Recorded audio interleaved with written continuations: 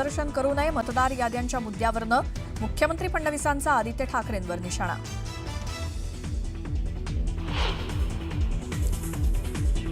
उद्धव ठाकरे भस्म्यारोग झालेला अनाकोंडा, रुग्णांची खिचडी, भूखंड गिळले, एकनाथ शिंदेंचा पलटवार. तर उद्धव ठाकरेंच्या काळात मुंबईची स्थिती दयनीय झाल्याचा टोला.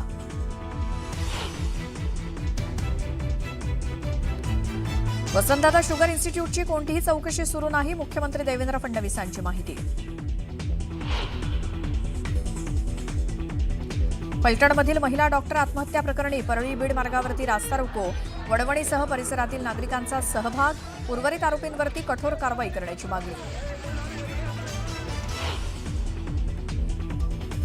फलटणमधील महिला डॉक्टर आत्महत्या प्रकरणात आरोपी पीएसआय बदनेचा जुना व्हिडिओ व्हायरल, वर्दीत नसूनही अवैधपणे गाड्यांची तपासणी करत असल्याचा आरोप.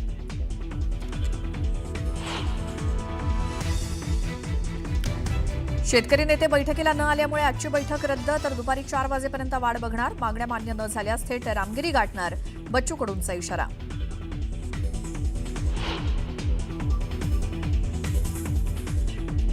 माजी खासदार हिना गावितांची पुन्हा घर वापसी, भाजप प्रदेशाध्यक्ष रवींद्र चव्हाणांच्या उपस्थितीत करणार प्रवेश.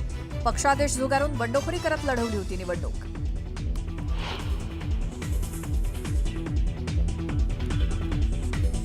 एकनाथ खडसेंच्या जळगावमधल्या निवासस्थानी चोरी, घर बंद असल्याचा फायदा घेत चोरीची घटना, पोलिसांकडून अधिकचा तपास सुरू.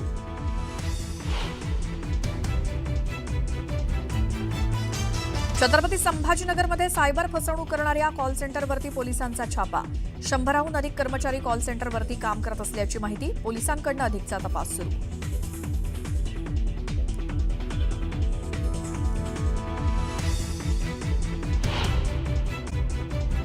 लोकसभा निवडणूक ते विधानसभा निवडणूक या काळामध्ये मतदार याद्यांमध्ये बरेच गोळ झालेत असा दावा केला आदित्य ठाकरेंनी. एकट्या वरळी मतदारसंघात 19,333 मतदारांच्या माहिती आणि तपशिलाबद्दल विसंगती आहे असा दावा आदित्य ठाकरेंनी प्रात्यक्षिक सादर करत केला. मतदारांचं आणि वडिलांचं नाव सारखंच आहे, महिला मतदाराच्या पुढे लिंग पुरुष असं आहे, मतदाराचं आडनाव मराठी आहे पण त्याच्या वडिलांचं आडनाव गुजराती आहे, असे वेगवेगळे घोळ बघायला मिळत आहेत आणि त्याच्याविषयीच आदित्य ठाकरेंनी प्रात्यक्षिक सादर केलं.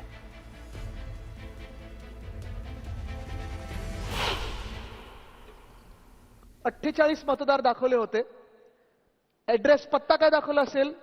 घसीटाराम हलवाई म्हणून एक दुकान दाखवलं, त्याच्यावर 48 मतदार नोंदवलेले आहेत. पहिली गोष्ट म्हणजे दुकानावर तुम्ही कोणाचं रहिवासी म्हणून नोंद करूच शकत नाही, त्याच्यावर रेसिडेन्सी म्हणून तुम्हाला मतदान मिळू शकत नाही.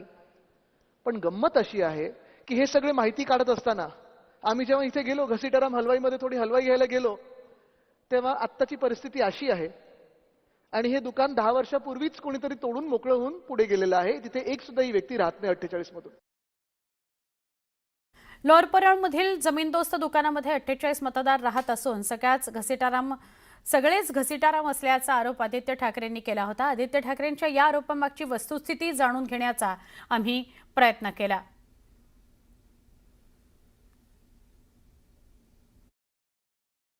आपण आता वरळीमध्ये आहोत. A to Z industrial area म्हणजेच गणपतराव कदम मार्गावर असलेला हा सगळा भाग. आणि काल आदित्य ठाकरे यांनी त्यांच्या सगळ्या प्रेझेंटेशनमध्ये एका दुकानाचा उल्लेख केला होता. ते दुकान म्हणजे इथेच होतं, घसीटाराम हलवाईचं दुकान ते इथेच होतं.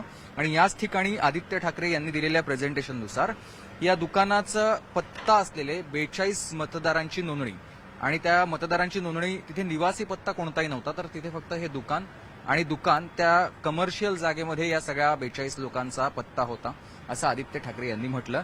त्याच ठिकाणी आपण सध्या आहोत आणि या इंडस्ट्रियल एरियाचे मॅनेजर आपल्यासोबत आहेत, योगेशजी. आपण त्यांच्याशी देखील बोलणार आहोत. सर, इथे नेमकं काय होतं? आदित्य ठाकरेंनी काल उल्लेख केला घसीटाराम हलवाईचं दुकान इथे होतं आणि त्या ठिकाणी 42 मतदारांची नोंदणी झाली आहे. नेमकं इथे कधी ते दुकान होतं आणि खरंच ती लोक इथे आहेत का किंवा होती का?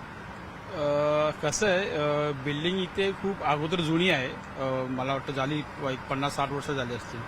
आणि बिल्डिंग पाडण्यात आली आहे 2018ला ॲज पर BMC नोटीस. कारण बिल्डिंग डिॲप्रेटेड झाली होती आणि ती 2017-18च्या दरम्यान ती पाडली गेली. पण मग ते लोक जे 42 मतदारांची नोंदणी आदित्य ठाकरे म्हणतात, तर तसे लोक इथे राहायचे का? म्हणजे ती काय होतं नेमकं? लोक राहायचे इकडे, कारण इथे घसीटाराम हा खूप मोठाही हलवाई होता आणि त्यांच्याकडे प्रचंड लोक राहायला होती, कामाला होती. कदाचित ते वोटर असू शकतात. म्हणजे साधारणतः 42 जणांची नावं आदित्य ठाकरेंनी घेतली किंवा 42 जण वोटर इथे होते किंवा मतदार आहेत. पण इथे ही इमारत निवासी इमारत नव्हती, तर एक कमर्शियल इमारत किंवा कमर्शियल दुकान होतं आणि त्या ठिकाणी बऱ्याच बाहेरून आलेले सगळे लोक होते, ते इथे राहायचे आणि इथे ते मतदान त्यांना मिळालं करण्याचा अधिकार त्यांनी घेतला. पण आदित्य ठाकरेंचा प्रश्न तोच की जर का हे कमर्शियल आहे, इथे दुकान आहे, तर तिथे मतदानाचा हक्क त्यांना कसा दिला. आता या सगळ्या संदर्भात निवडणूक आयोग पुढील काय कारवाई करेल हे आपल्याला पाहणं महत्वाचं असेल. पण तुर्तास हीच ती जागा आहे, त्या ठिकाणी आदित्य ठाकरे यांनी नाव घेतलं. कमर्शियल जागा, घसीटाराम हलवाईचं दुकान, जे 2018-19च्या दरम्यान ही इमारत पाडली गेली कारण ती धोकादायक इमारत झालेली होती. पण आता या सगळ्यावरती निवडणूक आयोग काय शोध लावतं किंवा निवडणूक आयोग काय कारवाई करतं हे पाहणं आता महत्वाचं असेल. व्हिडिओ जर्नलिस्ट प्रवीण शेट्टी यांच्यासह सुमित सावंत, न्यूज 18 लोकमत, मुंबई. मुंबईमध्ये अॅनाकोंडा येऊन गेला. त्या अॅनाकोंडाला मुंबई गिळायची आहे अशा शब्दात उद्धव ठाकरेंनी केंद्रीय मंत्री अमित शहा यांच्यावर टीका केली. मुंबईत अमित शहांच्या हस्ते भाजपच्या कार्यालयाचं भूमिपूजन झालं. या संदर्भात बोलताना ठाकरेंनी जोरदार टीका केली. उद्धव ठाकरे हे घरात बसलेला अजगर असल्याचं मंत्री चंद्रशेखर बावनकुळे म्हणाले. त्यामुळे आगामी महापालिका निवडणुकीच्या पार्श्वभूमीवर राजकारण तापायला सुरुवात झालेली आहे. अॅनाकोंडा म्हणजे सगळं गिळणारा साप, आणि तो आज येऊन गेला इकडे, भूमिपूजन करून गेला. त्यानं मुंबई गिळायची. बरं, गिळणार ती गिळणार, तुला कशी गिळून देतो बघतो. नाही, तुझं पोट फाडून बाहेर आलं तर नावाचं नाही. तर काल जे उद्धव ठाकरेंनी अॅनाकोंडा म्हटलं अमित भाईंना, हे स्वतःच अजगर आहे. यांनी चुकीच्या वागण्यामुळं पक्षही त्या ठिकाणी गिळंकृत झाला, शिवसैनिकही त्या ठिकाणी गिळंकृत केले आणि या ठिकाणी हिंदुत्वही गिळंकृत केलं की आता राज्यामध्ये त्यांना काही वाव नाही. जेव्हा वाव होता तेव्हा मी मुख्यमंत्री, स्वतःचा मुलगा मंत्री, याच्यापेक्षा काही जास्त नाही केला.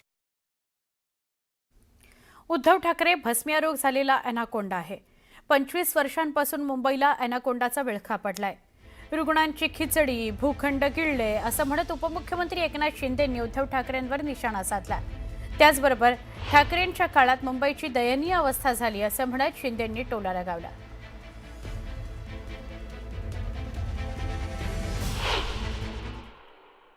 एनाकोंडा का एक विशेषता ये है कि इनका ये एनाकोंडा को पेट ही नहीं भरता है.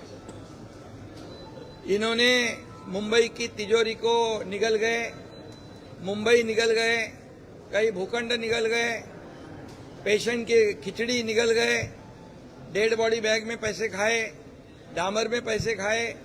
यहाँ पर मिट्टी रिवर के जो कचरा है वो भी निगल गए. आखिर इनका पेट ही नहीं भरता है. ऐसा ही एनाकोंडा है.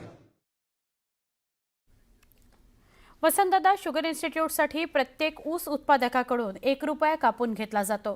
त्याचा विनियोग कसा होतो याचं ऑडिट करण्याची मागणी राधाकृष्ण विखे पाटील यांनी गाळप हंगाम आढावा बैठक सुरू असताना केली होती.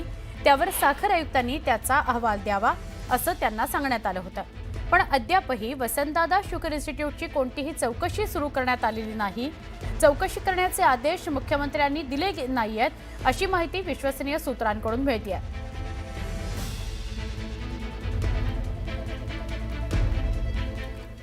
राज्यातील ऊस उत्पादनातील वाढीच्या माध्यमातून साखर उद्योगाला चालना देण्यात वसंतदादा शुगर इन्स्टिट्यूटचा सगळ्यात मोठा वाटा आहे.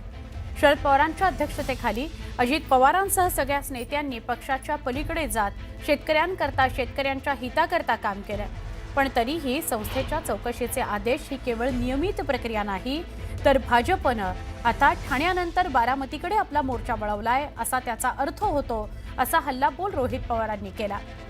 भाजपला आता कुबड्यांची गरज नाहीये हे त्यांनी स्पष्ट करून चौकशीचे आदेश स्वतः दिलेले आहेत.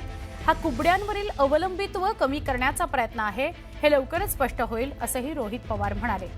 राजकीय द्वेषातून चांगल्या संस्थेची चौकशी करून संस्थेचं नाम बदनाम केलं जात आहे असा गंभीर आरोपही रोहित पवारांनी शुगर इन्स्टिट्यूटच्या चौकशीची बातमी जी आली होती त्याच्या संदर्भात प्रतिक्रिया देताना केला.